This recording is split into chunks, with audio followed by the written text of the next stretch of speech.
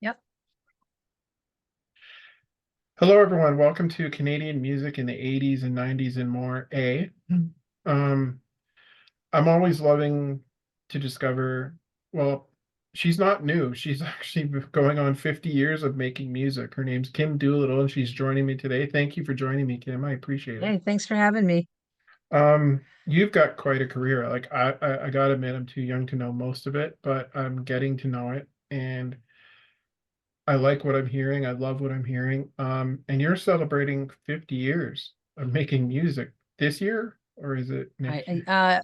January of this year, 50 years. Yeah. Wow, I that's really started when I was 10. I'm 60 now. I'm not afraid. I'm told don't talk about your age, but I don't care about that.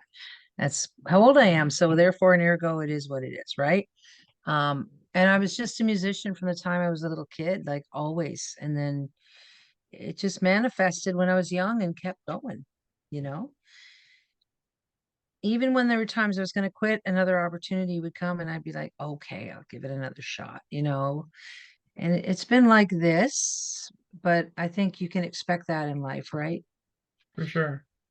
So Yeah. what was it that made you want to get into music? And like, who was it you first heard when you were a kid that said, "Oh, I gotta play Well, music too"? Like, it was kind of like I'm adopted and my musical background biologically is very strong. And so my brothers were older than me, not a little, but a lot. So I grew up listening to 45s from the 60s and then the okay, 70s music. And my mother listened to crooners, and my dad, get this, he would read Louis L'Amour spaghetti westerns while listening to Mario Lanza. Think about that. Okay. Opera. So all that was going on in the house. And those were the days where you had two channels and the rest were snow. So the stereo, Pop-O-Matic Trouble games, time with your family. Ours was very much spent people playing guitars in our living room at family parties constantly. right, And then we had a stereo and great record collection that had all that music. So I always say I was influenced by every bit of that.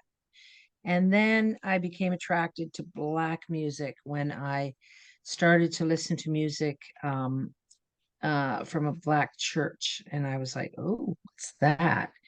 And I found the bluesy stuff really grabbed me, as well as the folk music. The two were very okay. strong for me.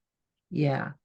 So And when did you start playing an instrument? Did you pick up a guitar? I You was, oh, let me think about that. I was about probably 14, wow, and my dad it was a lean Christmas, and the only thing under the tree was a 12 string that had no strings on it and a pack of strings that were purchased. I okay, didn't even have a case for it. And I didn't know how to play the guitar, but my cousin Margie, once I strung that thing up, she would come over and show me how to play the Eagles and all the songs we all learn on, right? And from that point forward, I didn't put that thing down. Like it yeah. was in my hands all the time. And I moved on to play bass and harmonica and a bunch of instruments, but my first was a 12 string guitar, and I was in my early teens. Was it Yeah. actual 12 strings you put on it, or I know some Yeah. people put six on a 12 string and play it like Yeah. that, but I did. I put 12 strings on it, and I learned to play it. And the action was like this high. So I had these hands like mallets. And then someone showed me I could actually put the strings closer to the neck because I really had to teach myself. yeah. And my cousin gave me the template and showed me chords and how they worked. And then I just listened to the Harvest album by Neil Young and the Eagles and all that stuff. And then I just sat there until I could figure out where my hands had to go. I guess is the only way I can put it. It's the way it is. And when would you have joined your first band or first started I playing? was probably in around that time. I would say I was around 12 or 13, and they were adults, these guys. Like Yeah. not like older than me in their 20s. They weren't like really much older than that, but and it was a rock and roll and heavy metal band. Think about it now. Yeah. I was in spandex and platforms and raising hell, and then I would go to school the next day because my parents said, you can do this music thing as long as you don't flunk. Yeah. And the irony is the only course I ever flunked was music. Go figure that. Yeah. I know, right? Because I didn't have the discipline to sit down and learn the theory, which now I wish I had. Yeah. But I got through school and I adhered to what they asked me to do, and they allowed me to go and be a musician, which is amazing, really. Yeah. When would you have done your first recording? The first time I recorded something would have been in the early 90s through Reba Records, which was run by Jerry Knight. It was a little indie that he just was a music fan. Mhm. And he wanted me to do country music, and I was only new to Toronto, and I'd been playing heavy metal and rock and roll, and he said, "You know how to sing country?" I'm like, "Oh yeah." I didn't. So I lied my way through my decade of the 20s. Anytime someone asked me if I knew how to do something, I told them I did, and then I'd go and figure it out. But I ended up not only getting music out on the radio in Canada and across the country, but I was offered a record deal over in Europe with Cottage Records, and I took it. And things were going really well. And in those days, I couldn't afford a publicist, so I pretended to be my publicist, Penelope, and she had a British accent and four children. And I would That's call the awesome. radio stations, and everyone wanted to meet her, and she was me. But I had an accent, and the kids, I only have a couple minutes. You got to give me a call back, I'd say. And I remember Jerry looking at me, and then he just said, "It's actually working." I'm like, "I know, people want to meet her." But she had too many kids in no time. Do you know what I mean? Right. But I got it across the country, and it charted in the top 10 on the record. And then the record deal from Europe was offered to me. And we sent over everything I had recorded, and they put their own compilation together, and it got played all over the UK and various places over there. And then everything quite literally fell apart overnight. There was a whole lot of circumstances, and my management was gone, and everything was gone. And I remember sitting there going, it was 1994, going, what just happened? And I couldn't get arrested. I couldn't. Really. Yeah. And then around that time, my mother passed away. And then I really was just grief stricken and unable to do anything for a year or two, Yeah. And I had to start over all over again completely. Yeah.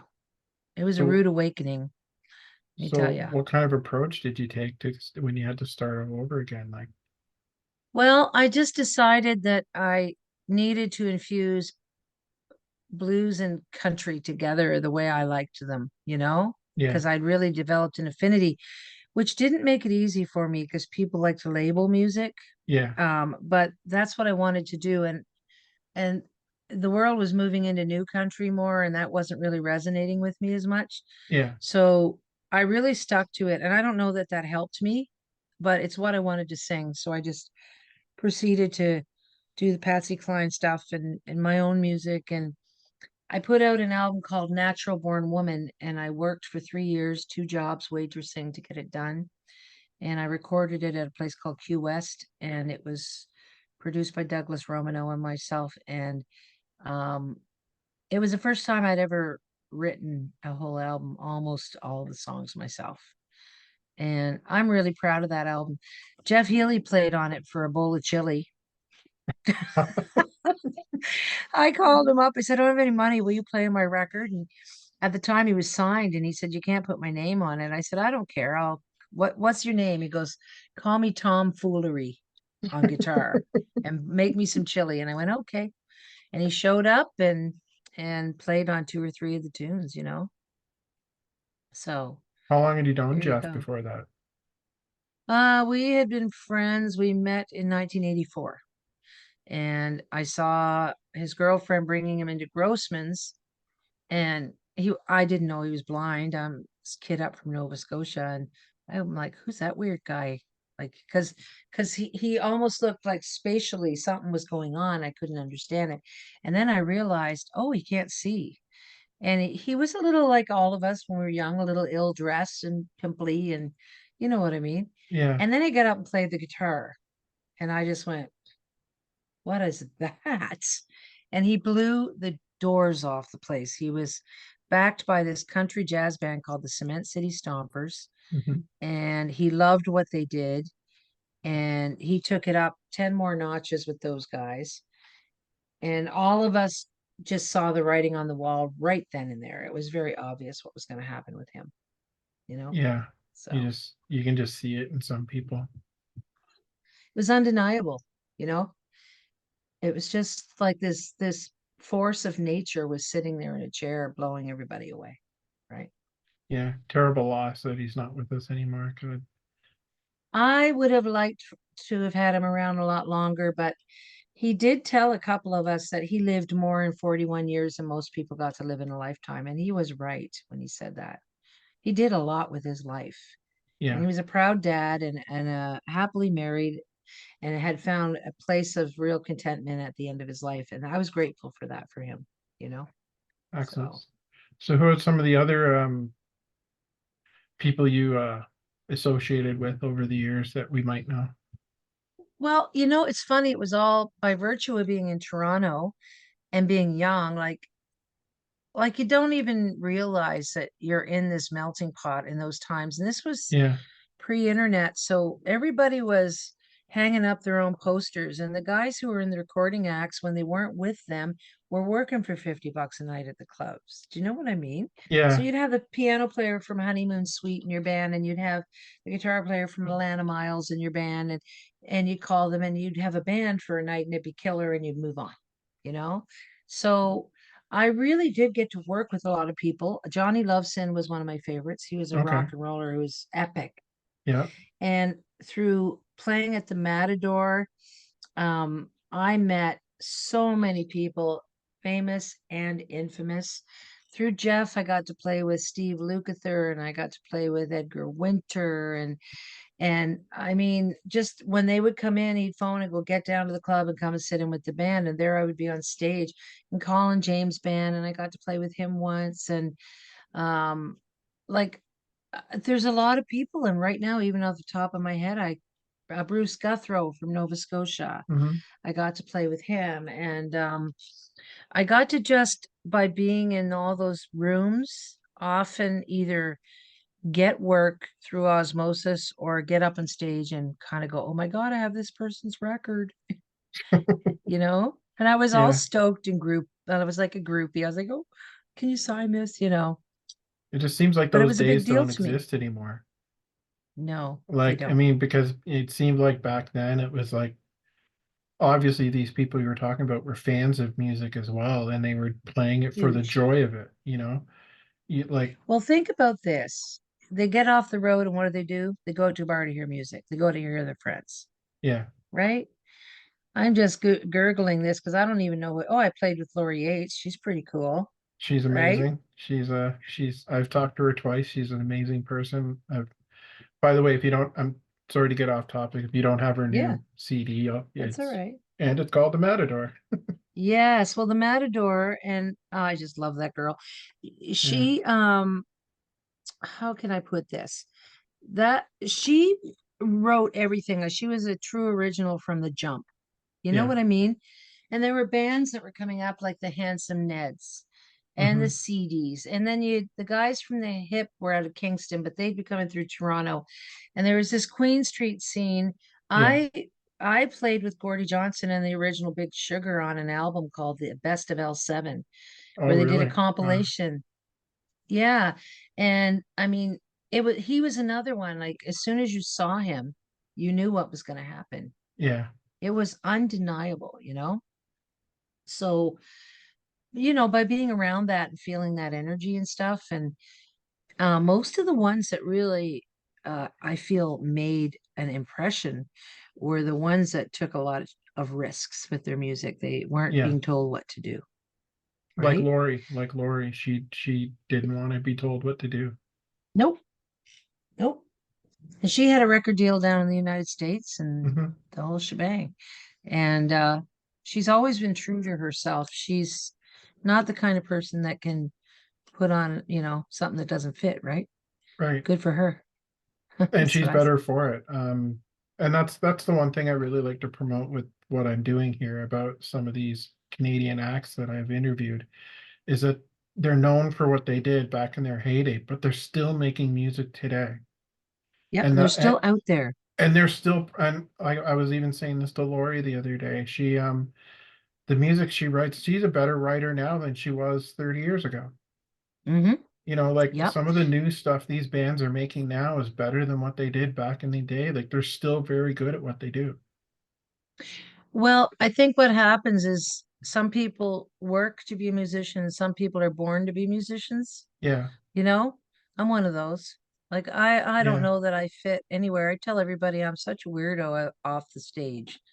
And I think a yeah, lot of us feel that way, yeah, right? for sure. I want to Yeah. bring up a picture here, because Mm-hmm.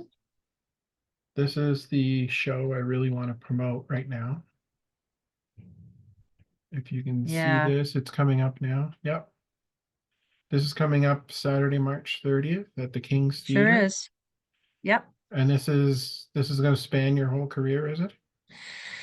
What I've done is I put two sets together and I started out with Let the River Run is going to be the first song because it's in the Annapolis Valley where that's was written about.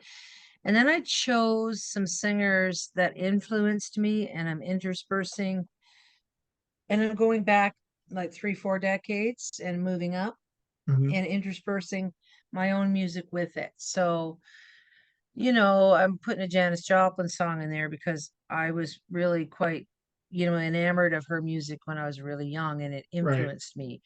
And Aretha Franklin and all these vocalists that, you don't really get to do their stuff that often, but as a singer, it's Yeah. the best because, it's like a guitar player playing the lead from Hotel California. It's Yeah. epic. And so this we've made the show so that people coming, there'll be recognizable music, but not stuff that's been done to death Yeah. by female artists. And then my own stuff is going to be autobiographically kind of woven through the whole thing with my own music. Oh, So, okay. yeah. It's like I don't know. I was listening to Howard Stern today, and there was this modern country singing girl on there today. I can't remember her name, but she did a Bob Marley song today, and it was totally out of the realm for what she Yep. does on record, and it was amazing. Like, I bet it was. I love to hear stuff like that. Like, I mean, what kind of covers would you have been doing over the years? Like, if you when you played? I go for the nuggets that haven't been done to death. Like we've Yeah, all as musicians done old time rock and roll and Sweet Home Alabama. Like that's part of the yeah, ritual of getting there. Um, but I really like to sing the powerhouses. Like I've done River Deep Mountain High by Tina Turner. okay, Thought I was yeah, going to need a doctor at the end of that one, let me tell you. I really did. I was like, oh, when I got off stage. Um, I like doing the song If You've Got Leaving on Your Mind by Patsy Cline. I think it's one of the most oh, beautiful tunes. And that Owen Bradley production with yeah, the authentic keyboard and stuff through it.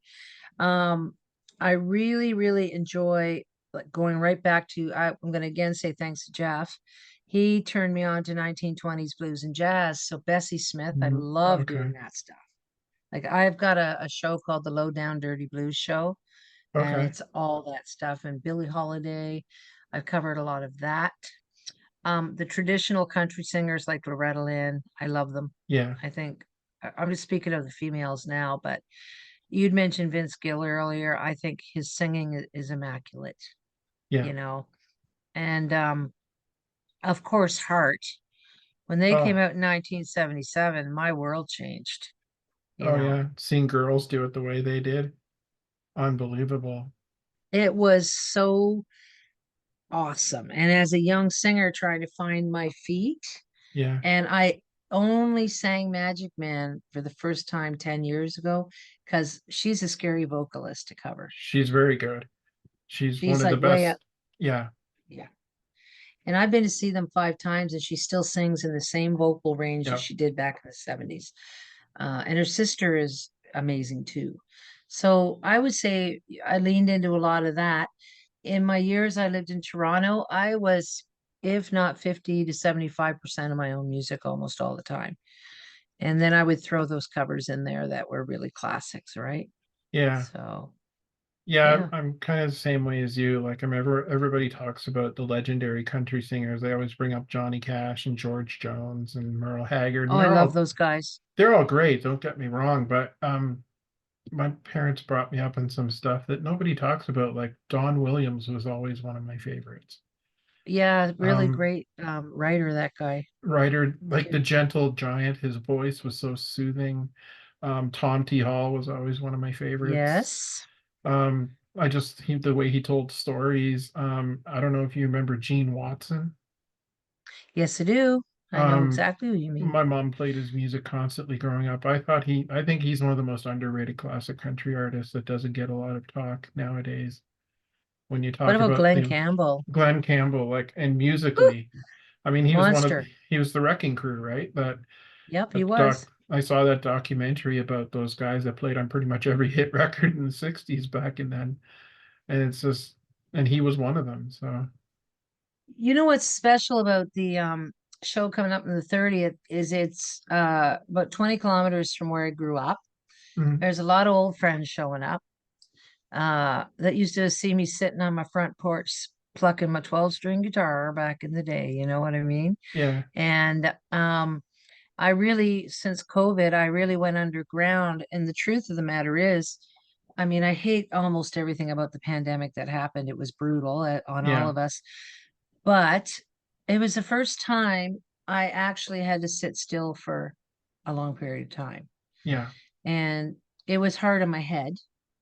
But now, when Janet offered me the gig at the King's Theater, I last played there 42 years ago. So it's a full circle moment. And the new songs that I've written that I'm releasing this year are all about that full circle of like traveling the world and taking this long tour and coming back. And I'm going to present two songs that are going to be coming out as singles and hopefully an album by the end of the year. At that night, I wanted to start with something I could really nurture, Right.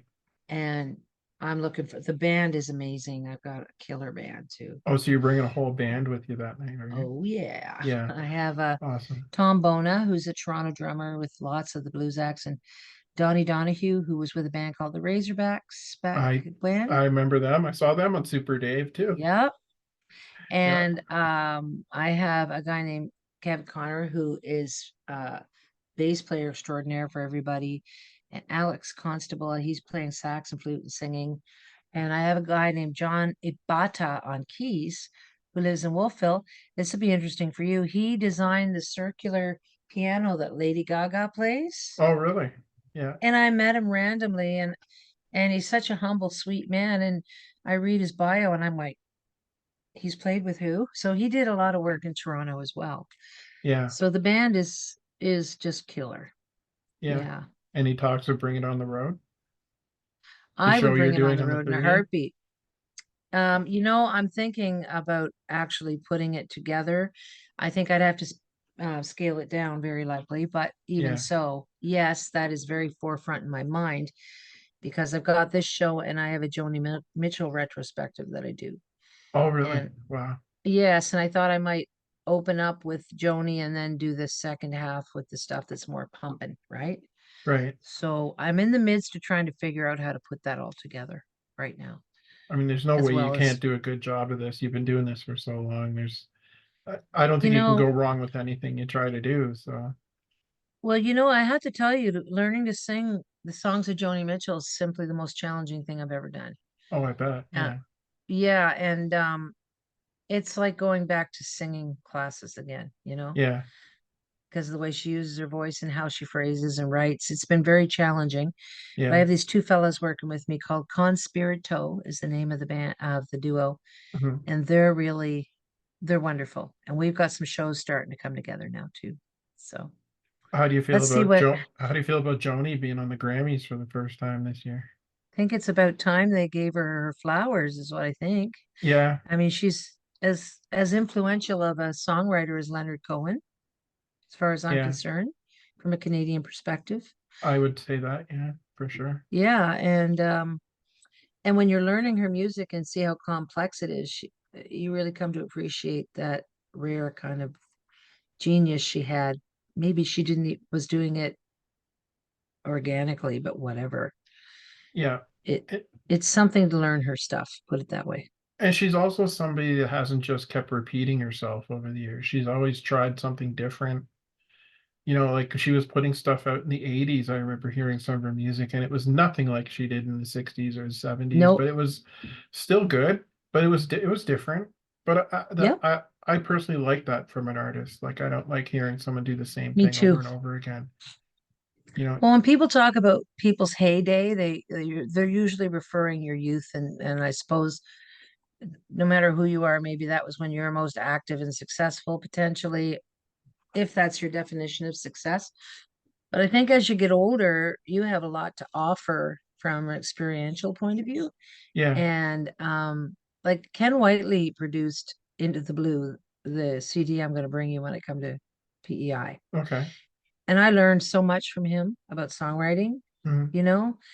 Um, and I mean, what he does is it's just a really fine honed craft of putting Yeah, songs together and lyrics, and that does not come overnight.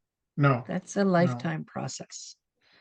So I think a lot of artists, if people would tune into them in their later years, will probably get the best music they might have ever gotten from them, right? Yeah, you can't, I can't see how you can't not get better at songwriting too when you get more years under your belt and more Mhm. experiences. Another guy I've interviewed a couple of times is Blair Packham. Oh, I love Blair. I know Blair. Yeah. Yeah, Blair's writing better music now than he did back when he was with the Jitters. What Like, a singer he is. oh, he's a fantastic talent. Like, I mean, I've seen him play with just an acoustic guitar and a violin player, and Yep, it's probably as good as seeing with a band. Like, he's just incredible. totally. Like, um, one of my favorites has always been Barney Bentall. I like him too. But Uh, he I had an remember album when he out came about out. 4 years ago, and it's probably some of the best songwriting I've ever heard him do. And this is like Hmm. 35 some odd years later from when he first broke onto the music scene in Canada. Like he's I still know. writing amazing music and making amazing music. And this is the thing I wish people would, instead of someone saying, "Oh, whatever happened to that guy? He's one hit wonder." I'm like, no, no, they're still working today. They're still doing it, and they're Oh and they're yeah. good. They're just as good today as they were 30 years ago. And And and like when you're in your 20s and 30s and you've got all that energy and you just want to play, play, play, play, play. yeah, And then, life starts bringing whatever it brings you, whether it's a job or family or whatever. yeah, And you go through these phases where you just, for whatever reason, you burn out from it or you have, and then, but it always comes back. It's like a wave. And I've come to realize you've got to recharge the battery. yeah, And when you're doing whatever you're doing, and then it starts to feel job like, you yeah, know, that's when you need to step back from it yeah. and get into something else. I worked on cruise ships for 5.5 years and I traveled all over the world. It was a Mhm. great experience. I remember waking up and not wanting to go into Stockholm, Sweden. I don't want to go into Sweden. And as soon as that went through my brain, I went, oh, this is over. Like literally, that's how I felt. This is over, obviously. Like who doesn't want to go into Stockholm, Sweden? When Yeah. it you start to kind of go through the motions on things, you have to step back and take a look at that, right? But that's something that's going on a lot these days because I interviewed the bass player from Brighton Rock about a month ago, and he Hmm. said that's kind of a big thing nowadays. They have these like rock cruises where like these Yeah. vintage bands from back in the day go on a cruise ship and spend a week Yep. hanging out with the fans and playing shows. And it's like maybe it's not what they were wanted to do 30 years ago, but you know what? It keeps them out there, It's a you know? sweet gig. If you're a Yeah. headliner on a ship, you go in, you do your stuff, you sell your merchandise, and then you're on a cruise for a week. How bad could it be, Yeah, you really? can bring your family with you, bring Bring your your family with you. Um, and I mean, I did it, and there's a lot of notions about some people call cruise ships, oh, that's where singers go to die. I beg to differ. That's where you go to yeah, work super hard. And yeah, I mean, super hard, 7, 8 hours a day of performing, really. yeah, And and then you have to really please that crowd, yeah, and you have to expand your repertoire, and that's a gig that your creativity is yeah, not really anything anyone cares about. I know it sounds crazy, but they don't. yeah, They go on there to get the nostalgia, have a week, and yeah, enjoy themselves. And you learn to be a performer there if you would decide to go and do it. It Yeah. expands you. Yeah. And Yeah, because seeing the world, right? I can't imagine what's like for some of these bands to have to play that song they're just so known for. Like, do you think Tom Cochrane ever gets tired of playing Life is a Highway? I bet he does. Yeah. But I bet he also has a part of him that's grateful that he has Yeah. that song to the Yeah. extent that it was successful. But I would think, you go, it must get tiresome, but it got you out there. It's your signature, right? Well, he's also lucky enough to have a few songs that were signature songs of his too. So I Yep, guess if you're lucky that way too, I mean, he's known for more than just Life is a Highway, but I guess that was his yep. biggest commercial, I guess, probably financially successful song. Um, What but I was it Mick mean, Jagger said? I hope I'm not singing Satisfaction when I'm 50 or something like that. well, he's almost There was a 80 quote by now. him, He's almost and now 80 he's now. 80. He's still singing that song, right? And speaking of great albums, that last album they put out, it's really good. Oh, yeah, It's quite good. I sure is. downloaded it off iTunes and I listen to it constantly. It's a great record. Like thinking these guys, how old are they now? And they're still making music that's really I good. know. Like Yeah, it's unbelievable. Like I mean, that's what I like to promote too. Um, yeah. but anyway, You know, congratulations on 50 years, man. That's I know. to keep doing Peop what you do is like it shows that you're passionate about it and it's not necessarily about money and big fame and stuff like that. You're doing it because you love it. Well, my friend Ralph McDonald said to me when I first arrived in Toronto and I was kvetching about the crappy money, he goes, Yeah. "You better go become an accountant or something because this probably won't change anytime soon." And he was right. He goes, "Because if you're thinking, blah, blah, blah," and he really set me straight. Um, and I can't say that I didn't consider during the pandemic not getting back into this again because Yeah. I'm starting all over again, really. It's been a big gap, right? Yeah. But I mean, I can't not do it. It's Yeah. my thing. So for me, I have really truly divorced my ego from music completely. Yeah. And I really just want to make the best music I can, and I want people to resonate with the words, and I want them to come to the shows, and I'm putting it all out there. You know, this is Yeah. who I am, and I really hope that they enjoy it, and I'm very excited about doing King's Theater on the 30th because I just know from the rehearsal we're going to give them one of those shows. You know, so that's what I want to do, right? Oh, I'm really glad you got this show.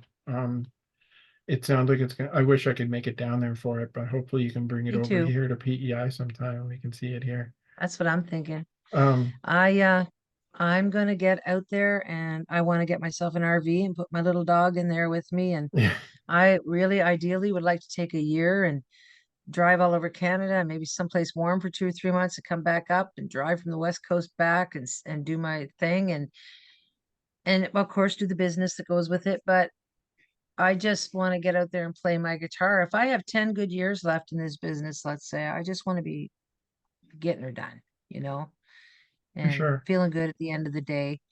And for as actually Lori said to me, I'll be in this business as long as it lets me. And I understood what she Yeah. meant by that.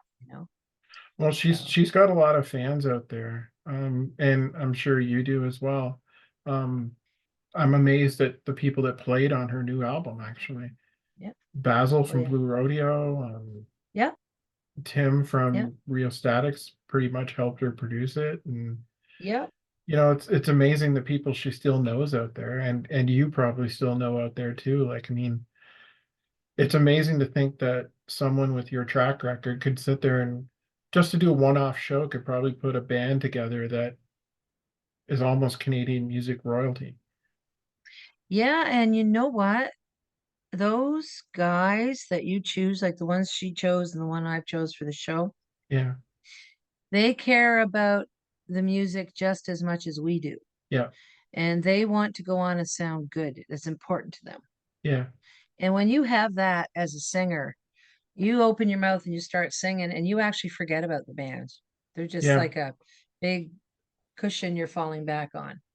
And it's the best. And I think that just kind of earned from just years of having relationships with these people. yeah. who have relationships with people, and there's a supportive environment. And when I think of some of the folks that I've worked with, like Terry Wilkins, I used to go and see Rough Trade and Dartmouth when I was a kid, and he was the bass player. Professor Piano Scott Cushney played on Aerosmith's album and the song Big 10 Inch. He's the piano player on that. Wow. And these guys that also in the periphery, like it took me a while to realize there's people that get super, super famous, but you can't really underestimate your audience of people who've been coming to watch you for 40 years because they're there Yeah. and Yeah. they're there every show. I'm telling you, they really are. And they love what you do. And it's quite a compliment, you know. I joked with Yeah. someone recently. I said, I didn't think we'd know each other long enough to go blind and deaf together. I said in gray. She said, no kidding. I didn't think we'd make it. I'm like, neither did I. Remember the 80s? No, it was one of those, right? I swear, So, everybody I've ever interviewed on my YouTube channel, I always tell them, why haven't you written a book yet? mm, Because I my mean, best just yeah, it's just you Greg hear the Dodovitz has stories. written a few. Has he? Oh, I'd love to talk to Have, him sometime, but he's got a lot of good stories. he Um, would talk to you, I'm sure. You would just laugh your head off for a solid hour. He's I very probably funny would. guy. Yeah. Yeah. Oh, I can't thank you enough for joining me and giving me the time, and I wish you nothing but luck with your show Thank and you. getting Thanks. something going this summer and doing some traveling around Mm, because I would recommend anybody go and check you out thanks. because I mean Thanks. you sent me some music to listen to and I'm totally blown away by it. I think it's great and I say to anybody, keep doing what you love because Yep. you'll never work a day in your life if that's what you're doing. And you know what? When you deviate from it, you're kind of miserable, eh? It's a Yeah, funny thing. Not from this it, whatever your it is. yeah, You know what I'm saying? yeah, Like we have to do such stuff in the in between. Life is like that, but you got to keep your thumb on the pulse of the thing that keeps you happy. I feel, you know. yeah, for sure. And I appreciate you calling me. I really do. Every time. Ann Dunn, who owned the Matador, by the way, she Yeah. said, "Honey, you'll only sing as long as the phone's ringing." That's what she told me. She And she sounded said, like "And she don't was quite a forget it." lady because Lori was telling me some things about her the other day, and she sounds like she was quite the lady and quite a supporter of music. She was, and she was generous, and she was tough, and she took no prisoners, and she was a trailblazer too. Another one. Yeah, I Yeah. don't think you'll ever see another place like the Matador again. No, and I have to tell you, I'm glad I had that era because I had so much fun. It was just great fun. And you'd Yeah, be jamming like till 5 in the morning with Gordy Johnson and the Phantoms and Jerome Godbout and these monster musicians. And then touring musicians would come through and the Black Crows would be on stage and you'd be like, this is crazy what I'm seeing. And you never knew what was going to happen and when, where. You just knew anything yeah, could happen there, you know. awesome. And it was a good place to sin, I'm telling you. It's Yeah, great. that's amazing. I love it. Anyway, thanks a lot. I appreciate it very much. Yeah. See you in Prince Edward Island, okay? I'm looking At forward the to East it. Coast Music Showcase. All right, thanks. Take care. Okay, thank you. Have a good Bye. one.